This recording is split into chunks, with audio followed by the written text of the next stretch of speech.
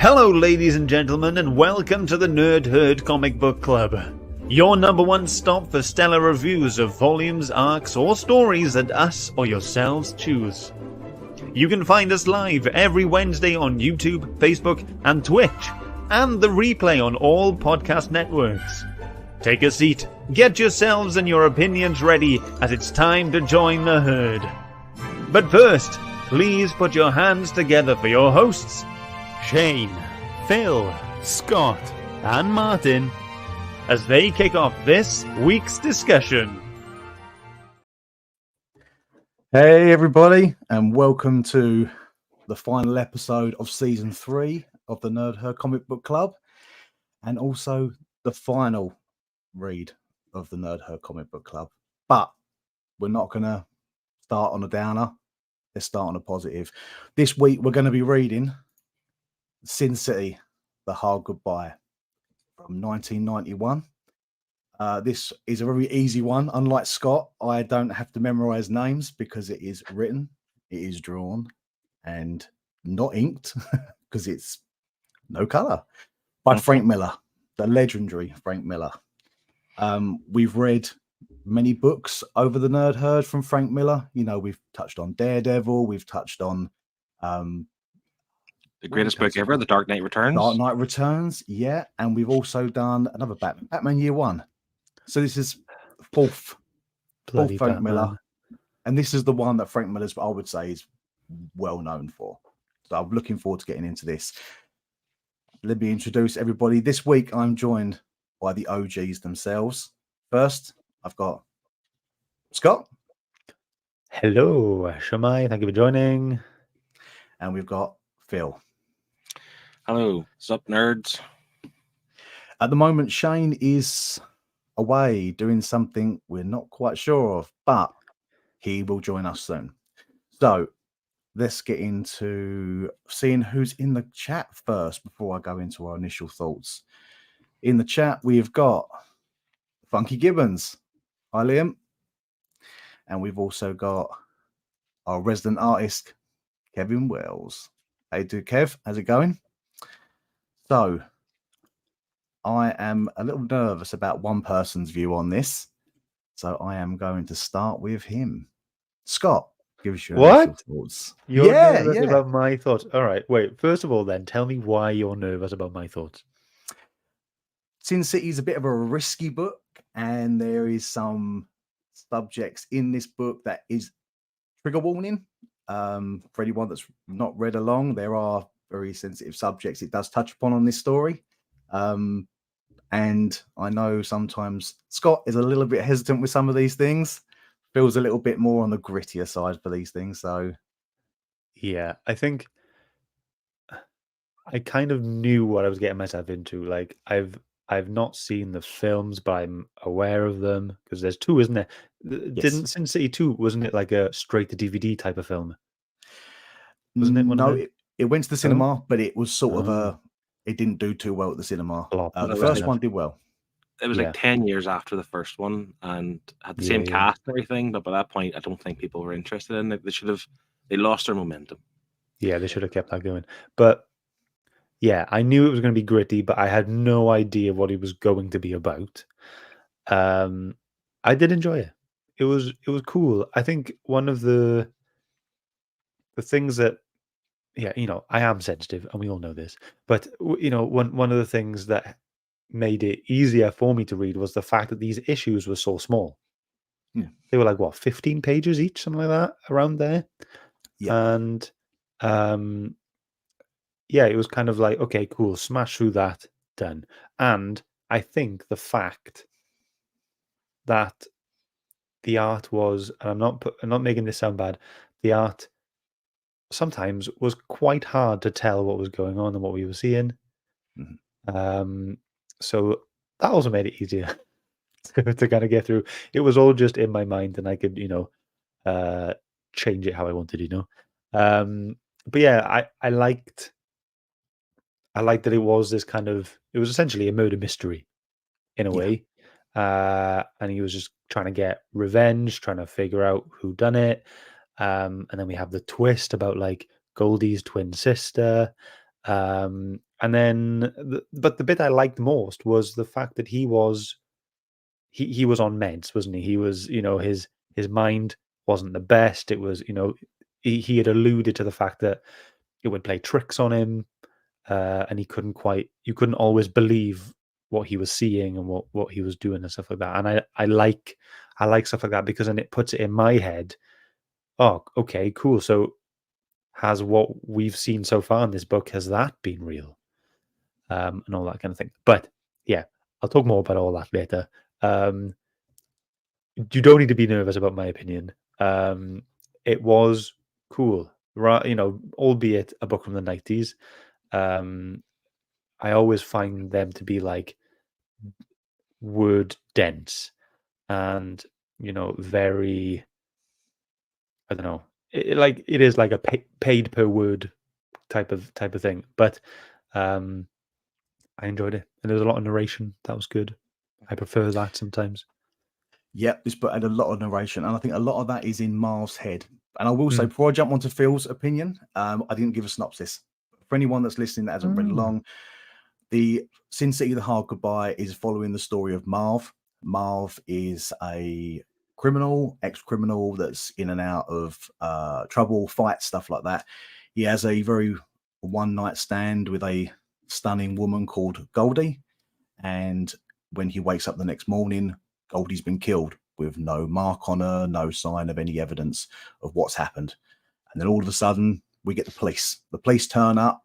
Marv's being framed. So the whole story of The Hard Goodbye is Marv trying to do justice for Goldie's death, but on top of that, find out who's behind it, and who's involved, and getting to the end of that story. So, Phil, that way.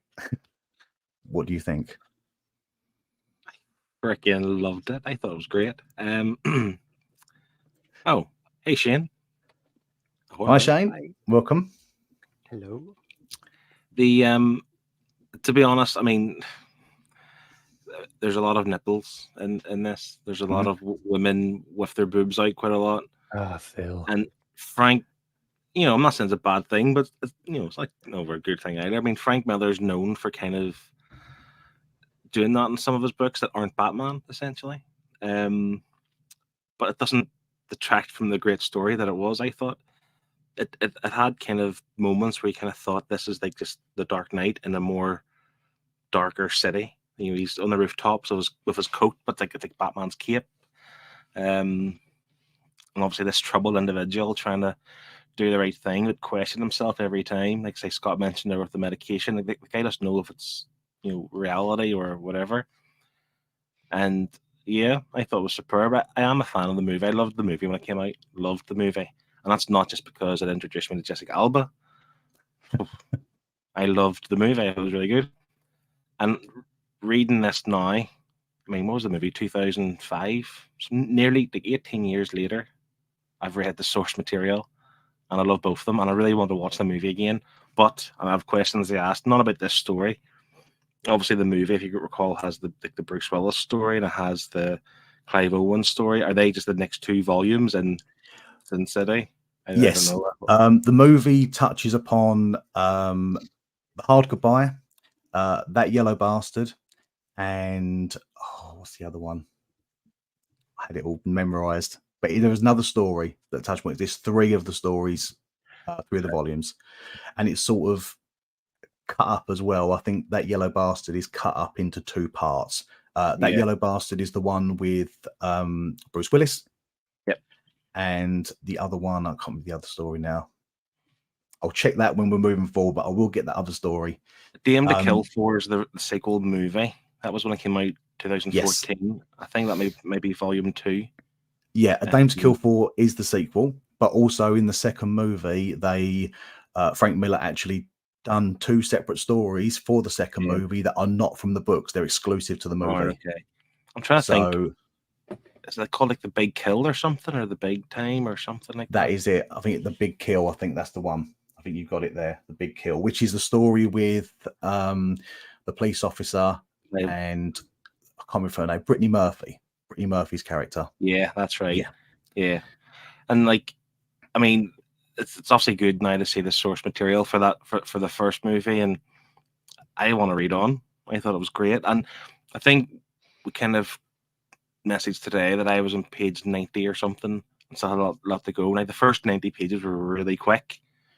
The next lot weren't as quick because there's a lot more of the story was told in the second half, but it made it obviously better. I really enjoyed the kind of running of the story. So yeah. For anyone that hasn't read Sin City, they're shorter issues, mainly because Sin City was a 1 part of 3 in Dark Horse Presents.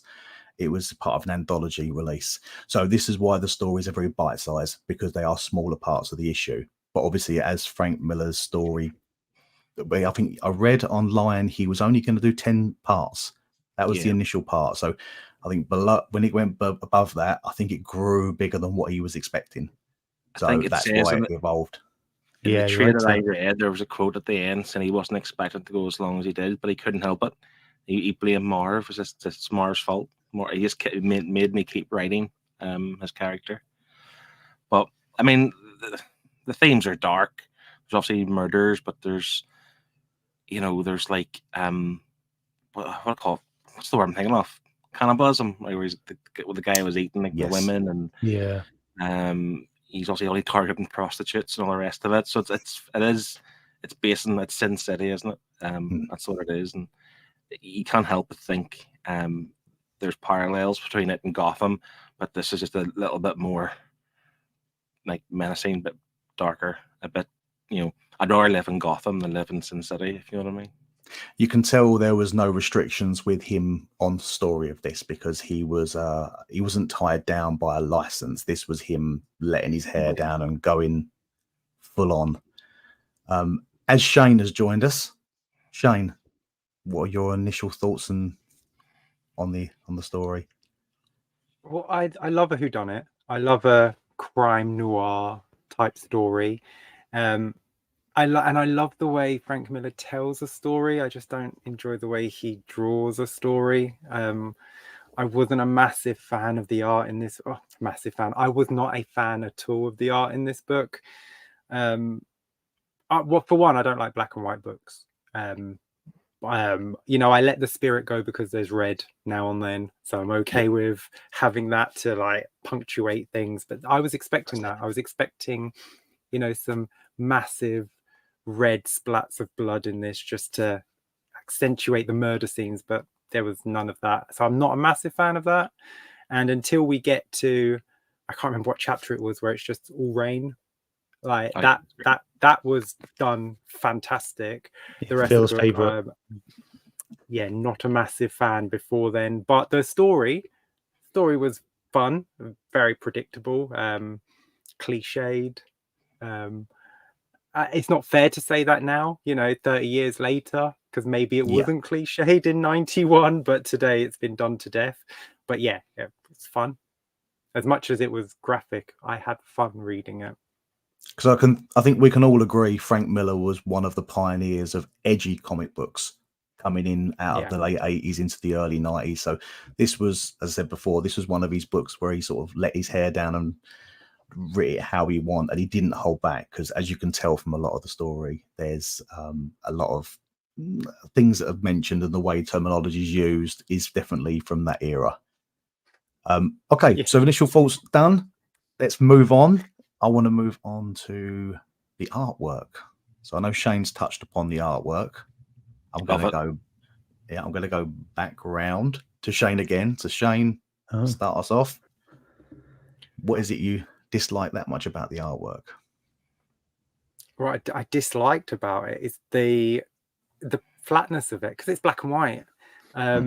But you can do black and white with depth, and you can do it with detail, but I don't think he did. I think he just did black and white, and that's fine. That's his style. But for me, I'm not a fan of that.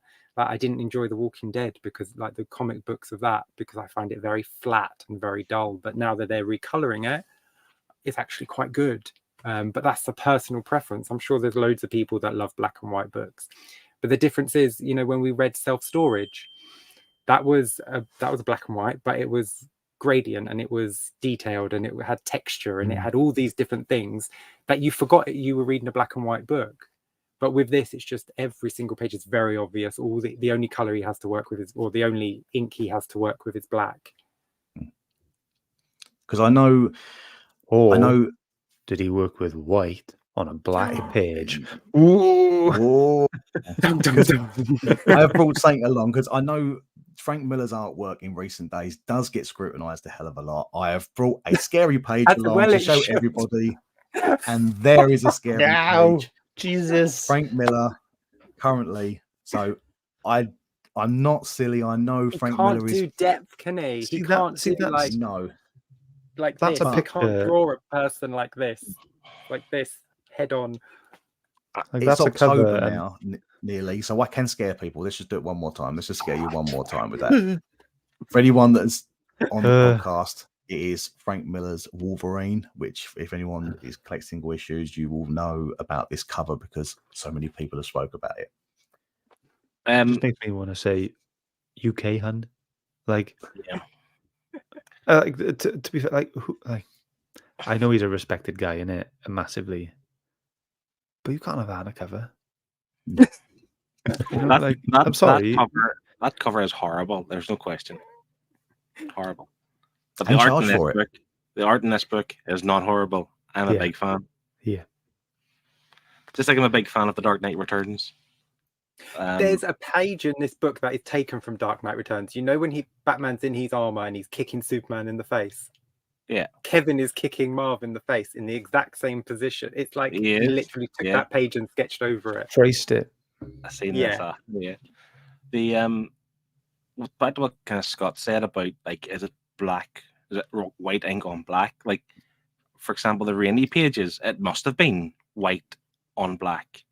Do you understand? It couldn't. It'd be really hard to do like because the rain is just like white lines. That's true. That's true. It'd be really hard to do like the black around a white line for rain. Do you know what I mean? So it must be, or I'm sure there's an artist way to do it. I don't know. Maybe Kev could tell us. But I love the art. I think like the blockiness of it, the weirdness of it. As for depth, I mean, I picked my page because I thought there was good depth, but we'll see when we scrutinize it.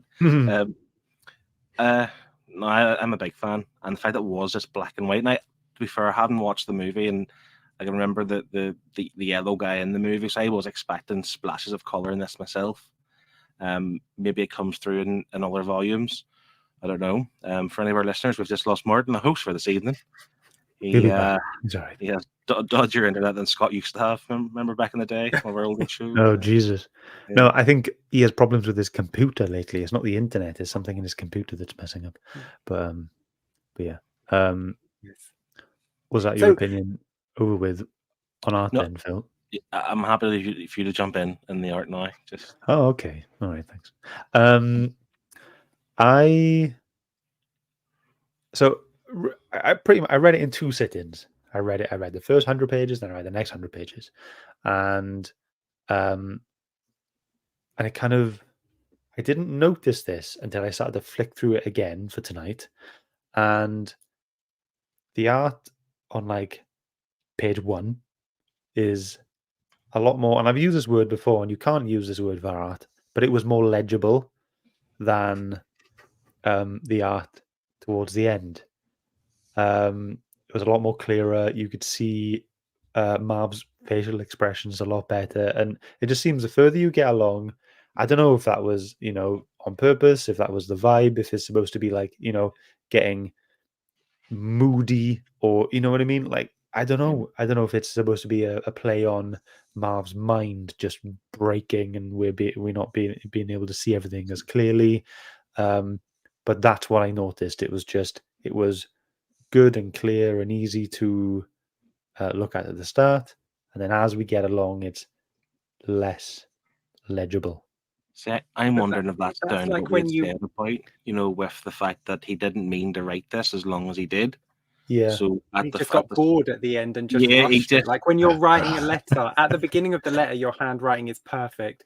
And then you get to page 2 and you're just like rushing, and you can't even read it. It looks like doctor's handwriting. You got by hand the end. cramp. Yeah. So I'm actually thinking the opposite. We just thought, right, so he wanted to write a simple story because it was part of another comic book, wasn't it? What was it called? Dark Horse It was Presents? Dark Horse Presents. Yeah, it was one Yeah. of 3 stories that was just released by Dark Horse. I just get the impression the more he like became invested in it, he put more into it. So yes, the artwork does get a bit like as Scott said, it's hard to kind of interpret or whatever because it's a bit messier. But I just think he's putting more in. Same with the story, like I said before earlier on. I felt like the story got better in the second half of the book because at this point, he's actually thought, well, I just continue this as long as I want. People are loving it. Yeah. They're going to enjoy it. I'll put everything into it. And then you start doing more things with the art, get a bit more crazy. And then maybe where he kind of lost the run of himself at that point. It could be a thing, mind you know, people find their style. You know what I mean? With things like this. So, you know, starting, he's doing it as best he can. And he goes, okay, if I loosen up a bit, this is the kind of style I want. And it kind of reminds me, if you watch, like, you know, episode 1 of Family Guy, right? And you listen to the voices, and you watch the latest episode of Family Guy, and the voice is so much better. That's what this is like. That's what I think. Like, it's, you know, initially the style he's drawing is, you know, that's him trying his best, what he thinks everything should be, and then it falls into what it is, what it's meant to be. And that's what we kind of have. similar to like The Simpsons too. Do you ever watch the first few episodes of The Simpsons? Like the really very first ones, and then once they found their way, they're stuck to it for 30 years. Yeah. So maybe what you're saying is correct. They found he found his way, he found his method in terms of like this art suits this character more or something, so they stuck with it possibly. What's his Sorry, I excuse disappeared. for Wonder Woman and Superman in the in the latest Dark Knight books? I've never read them. I refuse to read the latest Dark Knight books because the first one is such a classic and should never be touched. So yeah. Sorry, I disappeared before, but I don't know if I missed anyone in the chat. I'll say hello to Steve. Steve's joining us. Didn't get a chance to read, but he's here to support. Thank you very much, Steve. Chris from Off My Shelves has popped in as well. Have a great final show, lads. Thank you very much. And he's also said, think he went out in a way to be cliche. I'm assuming that's something I missed while... No, it was while we were talking. No. Oh, cool. Highland G's here as well, saying, hey, guys, enjoy the final show. Thank you, mate. Thank you. He also says, Frank Miller's art is not to my taste, even when it was considered good. I do enjoy black and white, though. Yeah, there's Frank Miller is definitely hit and miss. You know, as we're touching upon now, it's definitely few and far in between. Kev also says, I imagine in the raining scenes, it may be easier to do black and white or white and black. White on black. Yeah, white on black. Yeah, very true. Definitely looks like that. And he also feels like Miller is like Picasso. He can draw extremely well, but he'd rather be more experimental. And that I agree with. I have a question. I have a question for the three of you guys. So, whose art? If you had one blank variant, and you're going to a convention, and there's like 2 guys available. Damora. There's Frank Miller. Damora. And there's John Romita Jr. Damora. Oh, I'm going home. I'm taking my blank covers with me. I'm keeping them pristine. I'll go to Frank Miller. Frank Miller all day long. Out of the two. Yeah, 100%. definitely. But I'd get him to draw me a Batman. That's what I'd get him to draw. You know, because regardless of how good it turns out, I can always say it's a Frank Miller Batman. Remember the great stories he done? Yeah, he might charge you £700 for it, but I mean, I think he's quite expensive. I mean, he's charging for that Wolverine comic, though. You know, he'll charge you for anything. I have a question for all of you. Go for How it. many breasts were in this book? Did you count them? I did. Please count tell them. me. Please tell me it's an even number. Closest wins. Go on, everyone have a guess, and I'll tell you who's closest. An even number, imagine it. Well, it might not be. It might only show one in one scene. So. I want to wait. Are we talking about like if one woman? It's showing including her breasts nipple multiple times. It's at different panels. How many overall breasts were shown in this book, including nipple? I'm gonna go 17 out of a side shot. 23. I was gonna say 22. 22. Yeah. Phil's closest with 23. It was 37. 37. Why is it an odd number? Why is it an odd number? She's wearing a coat and only one breast is hanging out. Oh God. One more question. To be fair, why does every woman in this book feel like showing their breasts to Marv? Every single woman he meets Sin has to City, show baby. Yeah. Sin Titty. It's Sin City. You know, this is why Frank Miller gets a kind of there's other things too, but obviously the way kind of writes and draws women in his books, and it is like maybe back in '91, not that it was ever acceptable, but certainly there was less controversy with it, if you know what I'm trying to say. But he does do the female form very nice, I must say. He- Goldie he- laying in he the does. bed at the beginning, like her body shape is really good. Like he has got the proportions right, and the shape is lovely. I mean, I- none of what the I was women were playing impressed keepy with- uppies with their boobs, so I mean, they look okay. There's no question. So, but this is I know this is the thing. Like, they don't need to be there half the time. Like, even in the part where he's in the cell with or no, when he goes to his what do you call her, the His parole officer, He's his parole parole officer. officer shows up at her house. She's no and she's clothes got her on. out. Yeah, she's Yeah. just like, here, have a look at these while I talk to you for In no fact, reason. was there any scenes at all where she had clothes on? Because again, whenever she was in the cell, they were out as well. Lucille, we were talking about. Yeah, Lucille, that's the Lucille. one. Yeah, What I was impressed with was and with some of the breast. dresses the women were wearing. No, Phil. Some of the dresses, they were just drawn in lines, but he's done it in that way to show the depth and the shape, and I thought that was brilliant. Just one line, just moved it like this. It was so good. On that note, I do want to touch upon one thing before I move on to our pages, because Frank Miller did take a big part in directing the movie. And I did want to show a couple of stills from the movie just so that you can see how close he actually got to the to his artwork in the movie in respects of just how it sort of looks. So here's a picture of Cecile and Marv when they've been caught by Kevin. That's really So you good. can Like just- those plasters kind of look like edited on. Yeah. Yeah. It's just an amazing shot from there. And obviously, it's a great scene as Yeah. well. Yeah. Another one that I've got is when Kevin sneaks up on Marv, and that just looks like it was ripped from the page Yeah. Yeah.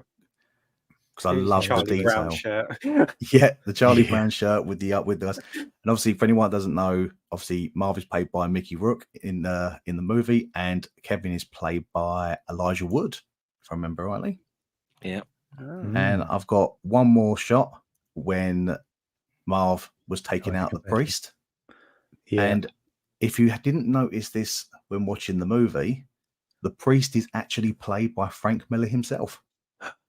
Cool. I didn't even notice that. Yeah, that's him. There Cool. we go. Nice. So it's little trivia on the movie there. I may have to watch it now. I Not love seen the it. Sin City Oh, movie. you Great should, movie. You should watch it. It's fantastic. So let's move on. I've got to do it because it's just right. Let's do our pages. Your boy.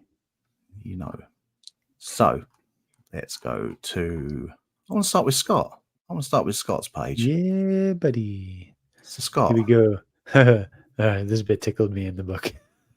Yeah. This is when he was like, he took Wendy to the, I'm assuming like a hotel or something like that, wasn't it?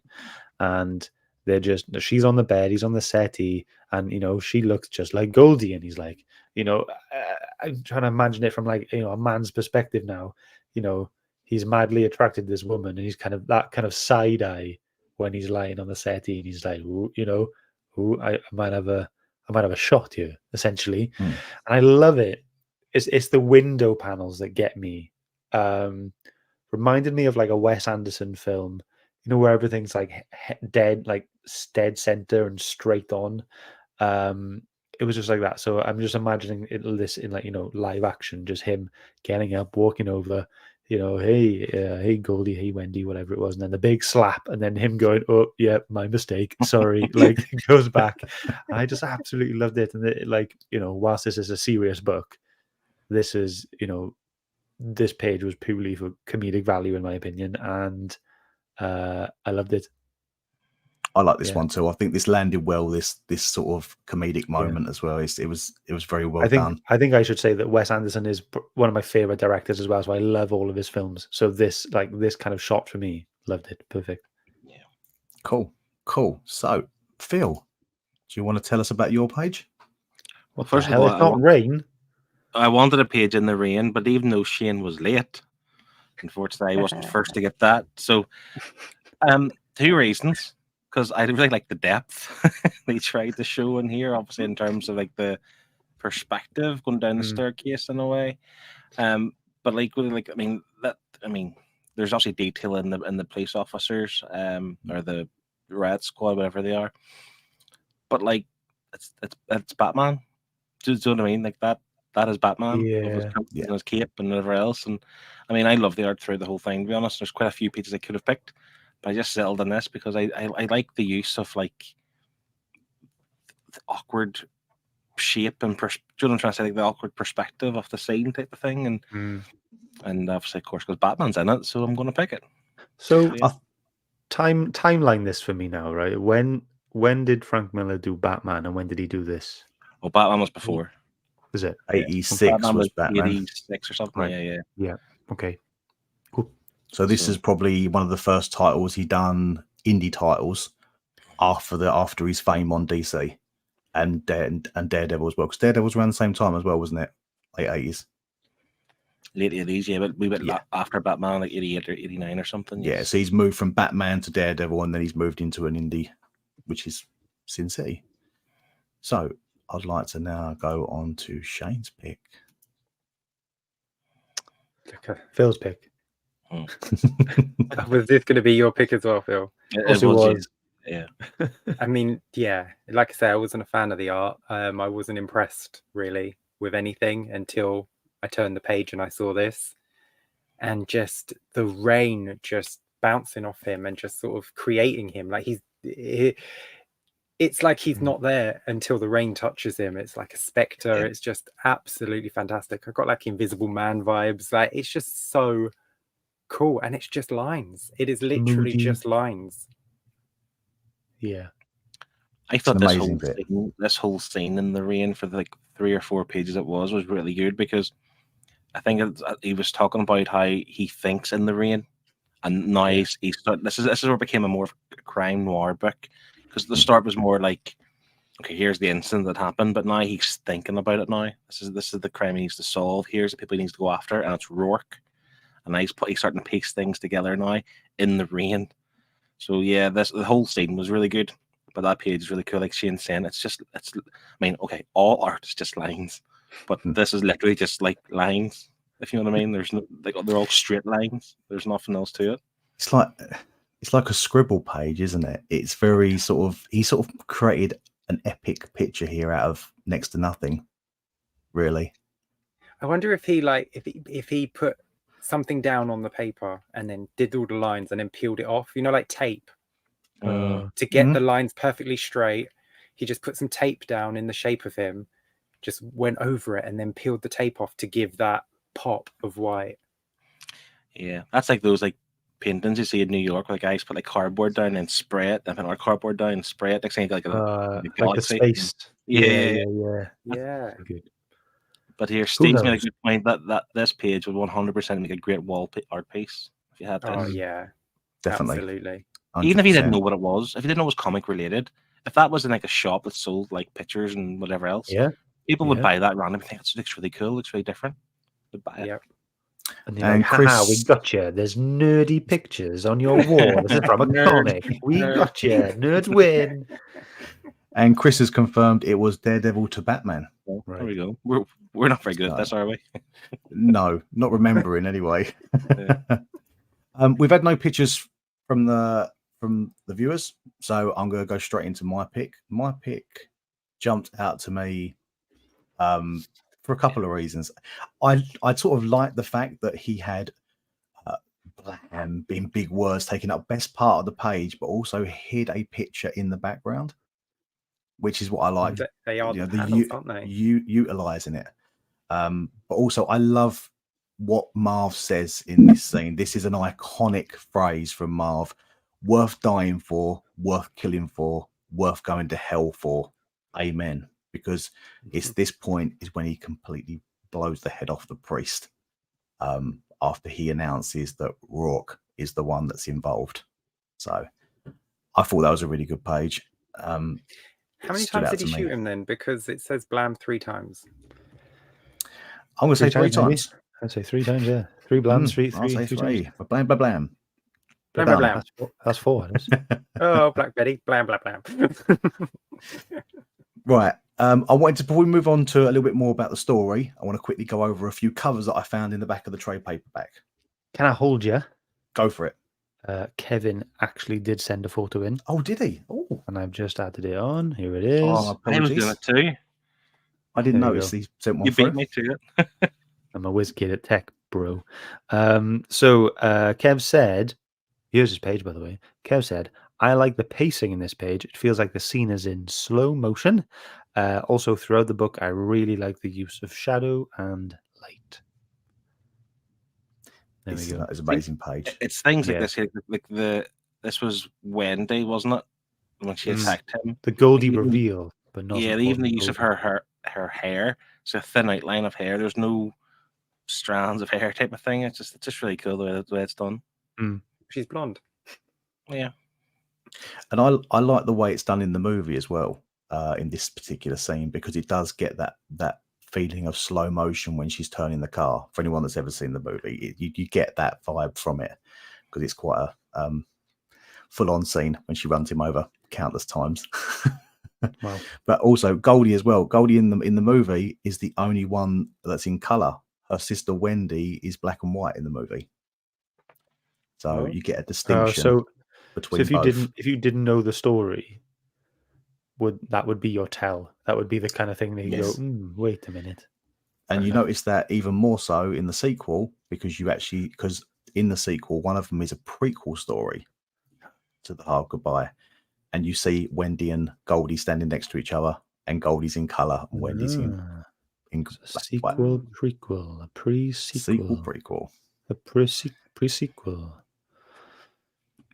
So, on the back of the book, in the back of the trade, I did find a load of covers done by a few different artists. So I know obviously we've been very judgmental over Frank's art. I wanted to touch on a few different artists that have done some Sin City homages. Let's judge First- them too. Yes, of course. So as you can see from the bottom, we've got Joyce Chin, Amanda Connor, Klaus Janson, Paul Pope, Philip Tan, and Gerardo Zaffino. Not that I've practiced that, but that's what it is. Yeah, you have. I have practiced it, yeah. Don't lie. Tell me Yeah. pinpoint what's one's which. Do they identify it that way? No. I'm assuming You'll know they're in Amanda order. Connor straight away. I'm assuming they're in order, so I've tried to keep them in order. So this is obviously Joyce Chin. This is actually of a character that's not in this book, sadly. This is Micah. She's one of the hookers from Old Town, which you will see. Rollerblades on. You will see her in a further issue. But I wanted to pull these. She's in the movie, isn't she? She's in the movie, yeah. Yeah. She's in the movie. Second one, I'm looking forward to Shane's opinion on this because we've got an Amanda Connor cover. Is that an Amanda Connor cover? It's weird Yeah. not seeing the face properly because Amanda, 'Cause- you know Amanda Connor because of the faces. If You you got look dog by face. if you look by his shoe, she's actually signed it Connor on whatever that is. On the- Oh yeah. where it should say Converse or something. No, On the it's like fucking- on the cassette On by the his foot. ground. Yeah. Oh, I was sorry. on the phone, but it's actually not a phone. It's like an 81. Yeah, On the cell phones iPhone. have been around That's since the i- '73. That's the iPhone 12, that is. Yeah. I'll move to the next Yeah. one. There's 6. We've got this one. I don't know who this Jansen. Klaus Jansen says on the side. Jansen. Yeah, Yeah, Johnson. Yeah. I had it all written Yeah. down. It's all right. Then we move on to the next one. This is a cool one. like I that. like this scene actually in the book as well. Hmm. And I was pleased to see this drawn more legibly. And I like the way he's done this particular one as well, because this is very on point with how the film is, because you see the actual this scene exactly Yeah. like that in the movie. This scene, though, in the book, I was really confused what was going on because when they broke the glass, it was just tons of tiny squares. Yeah. That's what they had drawn. And it wasn't like how you'd expect to see shattered glass.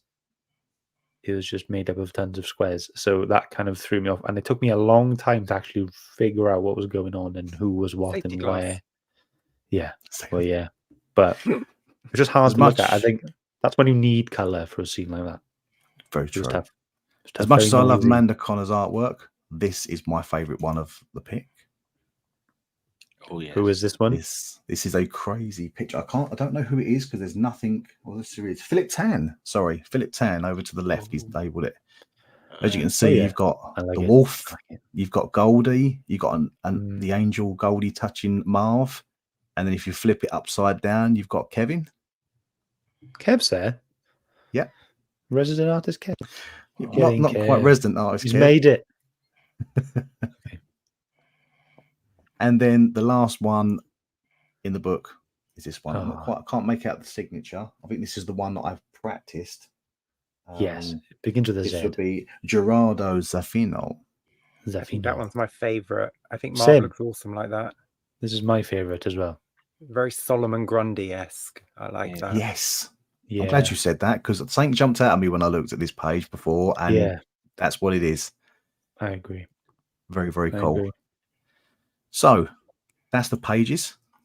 We're going to move on to talking a little bit more about story. So I'm going to go the opposite way to last time. I'm going to start with Scott. Ooh, me again. Okay. What do you want to know that I haven't already said? It was a murder mystery. Shane says it was like a LA noir. Goldie was murdered, you see. And yeah, She had breasts for days. Breast for days. Reading Frank Miller's other stuff. We've read Batman. We've read, right. Which going Batman? into Dark Knight Returns. Yeah. To be fair, so going into something more indie, where he's not restricted by a license. What do you think of Frank's writing? So going from like a Batman book where he's trying to solve a crime and everything's dark and gritty to go into a book that's about a man trying to solve a crime that's dark and gritty. I think he did it quite well. He's had practice. You can tell he was very Batman inspired by the start of this book. Definitely. But as we've said, it does develop into something else. It does, and I did enjoy it. The gruesomeness put aside, the story of it was actually really good. I liked the pace of it. Everything was, fed to you bit by bit, and I enjoyed that. It wasn't like we weren't having massive gaps between finding out new bits of information. I liked the length of each issue. That was it's quite refreshing, to be honest. To be like, okay, cool. Oh, I'm done. Perfect. All right, I'll do another one. Really like that. And I just like the way it unfolded, and I was a big fan of the narration. For me, sometimes reading narration helps me. The book feels clearer when there's more narration in there for me. Like when it's just speech bubbles, I struggle with putting voices to speech bubbles. So when there's narration, I enjoy it more, I think. And there was tons of that, and I was happy for it, and I enjoyed it. Whose voice do you use for the narration? David Attenborough? The generic narration voice, of course. No, but for this, I just had kind of like this gritty. It was similar to like a Batman voice, without intending it to be, I guess. So I had Mickey Rourke's voice the whole time, just from the movie, because I recognize it from the movie. But like what Scott's saying, like about the narration, I liked it as well. And because the art, if you're on a page with a lot of narration, there's one panel or two panels at the most. There's not a lot you need to look at. So at times it felt like reading a novel. Like you're actually getting a bit more, a bit more story, a bit more depth is what you want. And to be fair, he wasn't a man of many words in general. Like sometimes he opened his heart to some of his pals in the story, but generally it was just like a few words. I'm going to kill you, whatever. Or, he didn't have a lot to say. I think issue 7 had the least words. I think it was like when he broke out of that cell.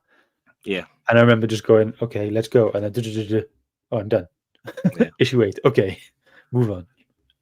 But see, the other thing is too, like obviously Marv is the standout. He's the main guy. Obviously, he is the standout character. I'm sure we all love a bit of Marv. And Frank Miller does this. Like Marv's not a good guy. Like he's not a nice guy. I don't want to know him. I don't want to meet him in the dark alleyway. No. But he writes him in a way where you're rooting for him. Obviously, there was I'm a not scene. sure I was. Go on. I was going to say there was a scene where like, so he doesn't like harm that comes to women. So I don't like people who hit dames or whatever he said. Yet he hits the girl, knocks her unconscious, but not because he wants to beat her up, but because he doesn't want her to witness what he's going to do. So he does a bad thing for good reasons. Do you know what I'm trying to say? It's just that kind of balance that Frank Miller is really good at getting. I think so he's done similar things with Batman, not to the extent of obviously hitting women or whatever, but it's getting that balance right. And like I say, you're he is a bad guy, but you're rooting for him to win because he's taken down better guys, I suppose. And that guy Kevin, he just needed to go. Goodness, what a creepy, sadistic. Oh my god.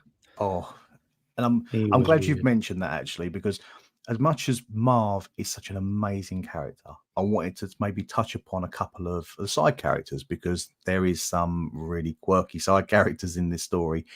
Kevin being one of them. You know, what's everyone's opinion of Kevin as a character and what we found out about him? Get in the bin. Yeah, I mean, it's the story. Like you want him to have his legs cut off, you want the dog to eat him, and you want his head chopped off at the end. That's how much you don't like the guy. But you want him to scream, and he just won't give Marv the satisfaction. It's so annoying. Yeah. Even to the last point of when he takes his head off, still emotionless and gives him nothing. It just shows you what type of person you're dealing with. To be fair, I felt I wouldn't say let down is the right word, but like the main guy, Rourke, is it? Yeah. I mean, I've seen the movie, obviously, but like he's not that wimpy in the movies. I don't think. I can't remember, but I don't think he is. But he's just like a wee, short, stubby, wimpy old man, if you know what I mean. I thought, give us a better. They do touch upon it a little bit in the book. Rourke, they didn't freak out about the name of Rourke because of a person. They freak out because it's a family. Yeah. It's a family that have been dominant in Sin City back to the Western days. So they are the powerhouse in Sin City. They control the police. They control the government. They control the military. They are the power in this town. So you pretty much knew when he mentioned Rourke that we're going to the top of the tree.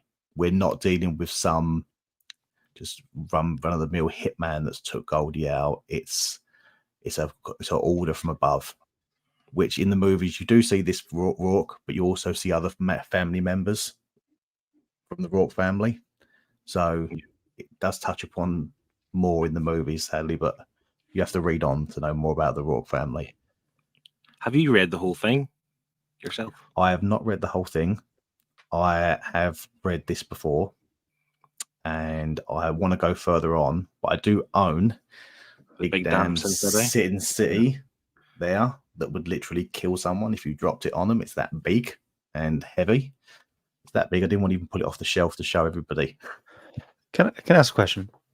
I am going back to the art kind of stuff, but in the film, I've not watched the film, but in the film they have splashes of color, don't they? Yes. Does that ever happen in any of the Sin City books? I'm not sure. Moving forward, I may do. Yeah, well, one of the volumes is called the Big Yellow Bee, isn't it? That's one of the volumes. And that's the story from the movie. So I would imagine that we're going to get some yellow in it. Right. I think he is yellow in it. I think that is fair enough. I've seen pictures of that before. I don't think there was much color in the movie apart from the yellow guy. I can't even remember much blood being in the movie, was there? No, I think one of the other things I always remember is from is it the big kill you said? Yeah. You get to see is it Clive Owen's character, and his Converse, his high top Converse are red that stand out like a sore thumb. That's right. So there's little drips for it, because I think the film was praised because of the art style and the minimal color usage in certain places. the film, it's mad how the film follows the comic book in artistic style and literally the story. Certainly that's part of this story, at least, anyway. Like, it's literally word for word majority of the time, scene for scene. And just we'll touch on that because obviously if you're watching Ahsoka on Disney Plus, Rosario Dawson, everyone likes Rosario Dawson. She's in the movie and her character's in this book. So I actually forgot she was in the first movie. She plays Gale, doesn't she? She's she's like the main lady of the night or whatever in this book, and she plays that. So yeah, Rosario Dawson. There we go. Another big Do name. we see her breasts in the movie? Does every woman in the movie show their breasts to Marv? No, I don't think Are so. there 37 breasts in the movie? If not, I'm not watching it. I will 38 text you later. Told you Because I before. will watch it later. It's when I first spotted Jessica Alba, and I knew from then on that was my future wife. Didn't quite happen the way I wanted it to happen, of course, but the movie was great. Again, if you haven't seen the film, Jessica Alba plays Nancy, who makes a very small cameo in this book to help Marv out with Wendy towards the end of this story. Yeah. See, that's why, like, with this book and the movie together, I feel like the movie done really well with this, but this obviously helped the movie be better in terms of, like, it had 3 stories together.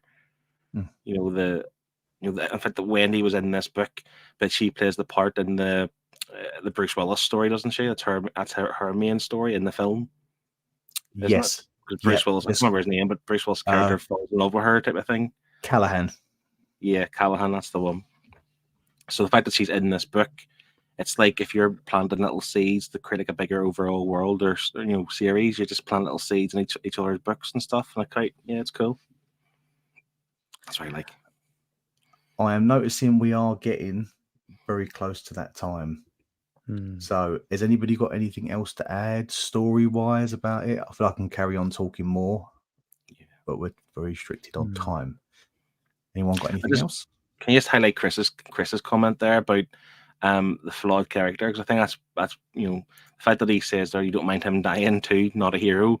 That's where I am with Marv. Like, he needed to, I know he took the fall. Essentially, he couldn't because he's a mummy's boy. He didn't want his mummy harmed. So he took the fall, and they obviously executed him. But like, he wasn't a good guy. He killed a lot of people, and probably not saying deserved to die, but I'm trying to say deserved to feel the punishment as a criminal should.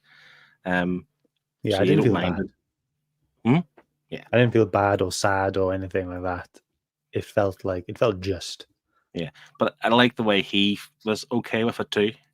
Felt like my mum's protected. I've saved Wendy, and she's out of town. I've avenged Goldie's death. Now's a good time to go. So yeah. And it was fitting because it's a unique story to say that your main character is killed off, at the end that way, but also going out in a hero way, by saving his mum, saving everybody. And as you say, at the end, it just felt right. It did feel like a perfect ending.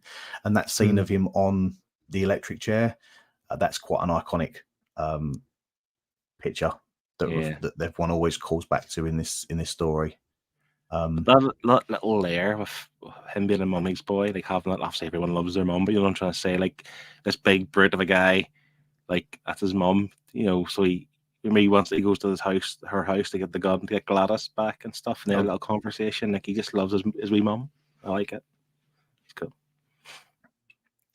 So if no one's got anything else to add, we are going to go on to the very final thoughts and scores. So I'm going to go anti-clockwise on this one. Shane, kick us off. Like I said, I do like a crime noir whodunit book, and that's exactly what I got. Just not a fan of the art, and that's it. It's not Frank's fault. It's my personal taste. I think he did a good job. I think I'm not saying I need a happy ending in all my books. I don't need, the sunshines and rainbows by the end. I just want a little bit of hope. And I think that was lacking from this book. Just that chance at somewhere down the line there will be a happy ending. I don't think that's ever going to happen in this story. I don't think it's meant to. But yeah, it's a fun read. It's a quick read. Short chapters. Was it 13 really short chapters? Yeah. Fantastic. I don't think I'm going to read on though, unfortunately, but I might check out the movie, see what that's like. So I'm going to give this a 7.5. I enjoyed it, but not as much as some other books. That's cool. That's good. It's a good start. Phil, what have you got? So, Shane, you should read the movie. The movie I will read the movie. Or watch the movie. Yeah, nice. Well, you can put subtitles on and mute the thing and read it if you want. I love this. I genuinely thought this was great.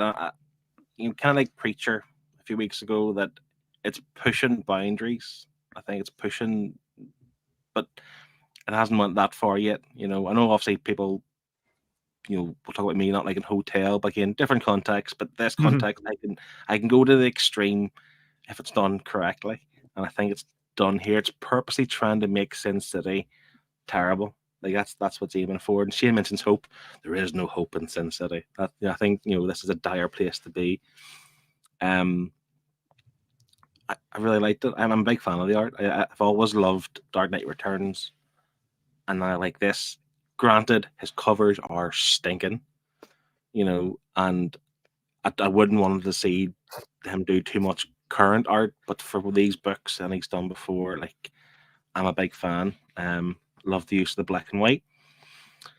Story was really good. It definitely picked up in the second half.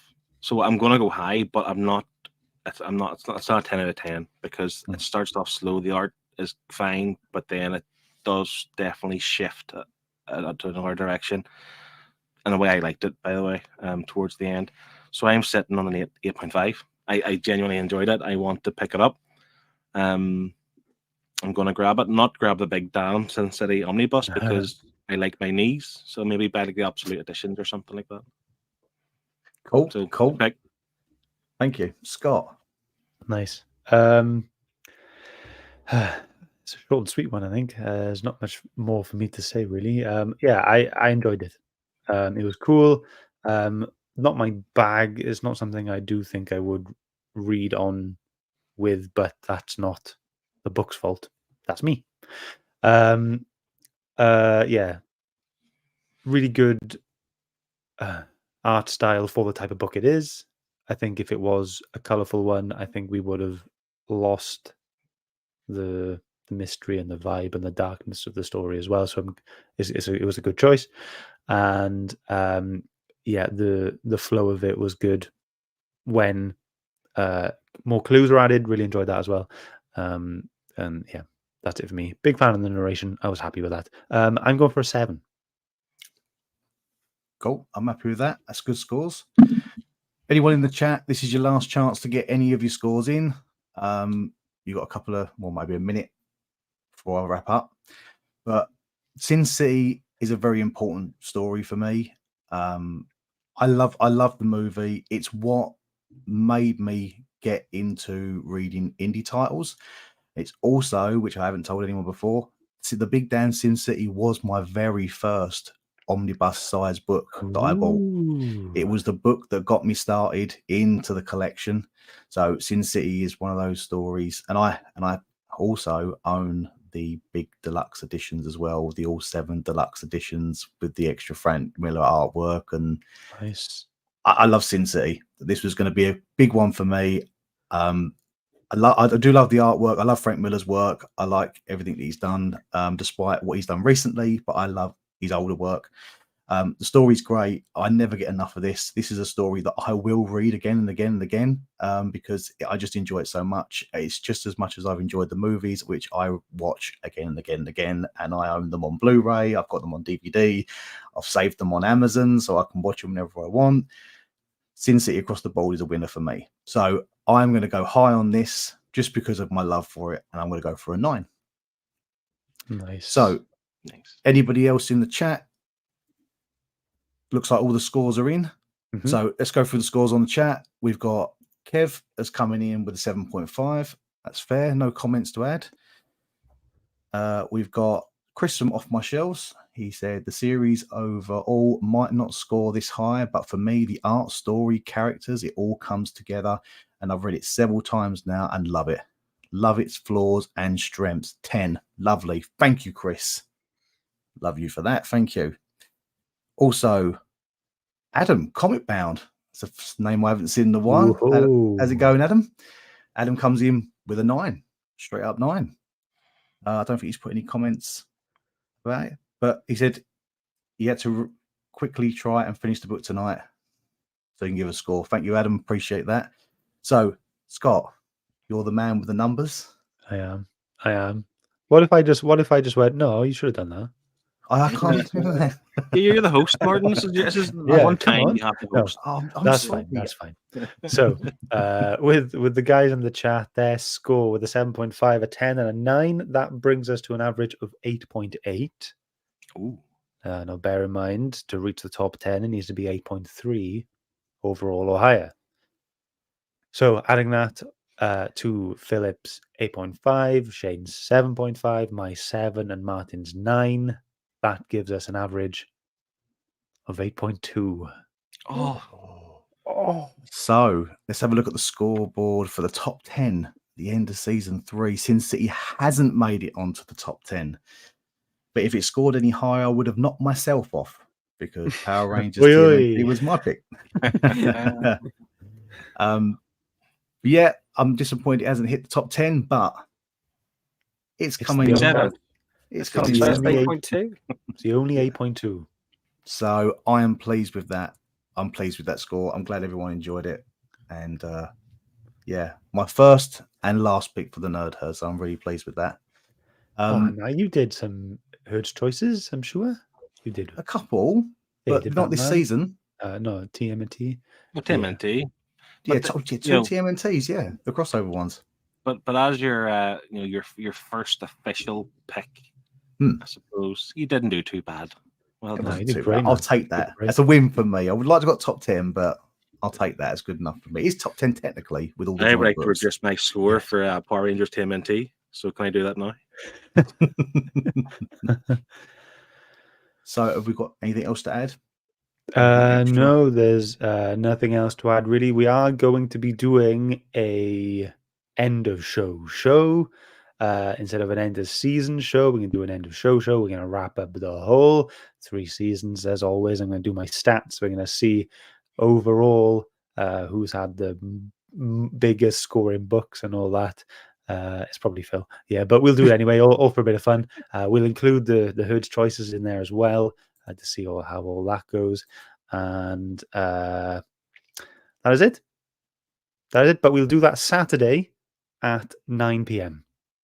Okay, we'll sort that out. We'll get that on YouTube then. So if you want to get notified, you can just hit the button, and then you can join in on the festivities, and we'll have a bit of a laugh. Shane, you said you had something prepared for it.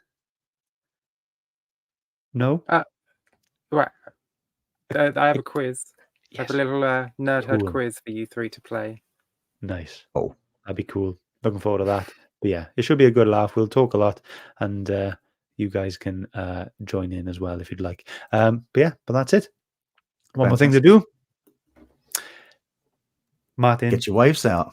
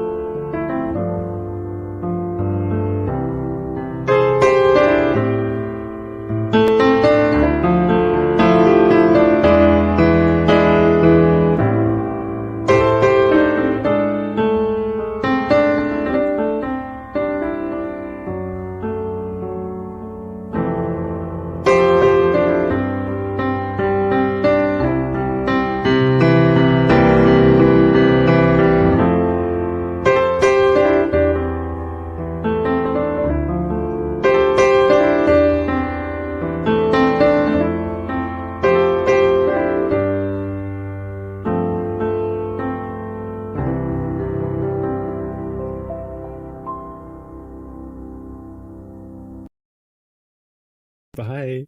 Bye, everyone. Love you.